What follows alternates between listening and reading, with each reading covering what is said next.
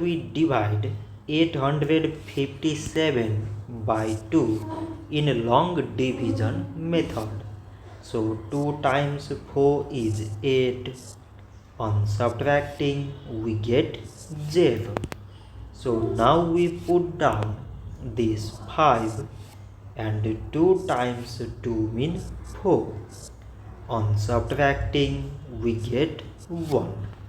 So again we put down this 7 and it is 17. So 2 times 8 is 16. On subtracting we get 1. So now this 1 is less than 2 and there is no other number to put it down. So we take here decimal so that we put 0. So now it is 10 and 2 times 5 is 10.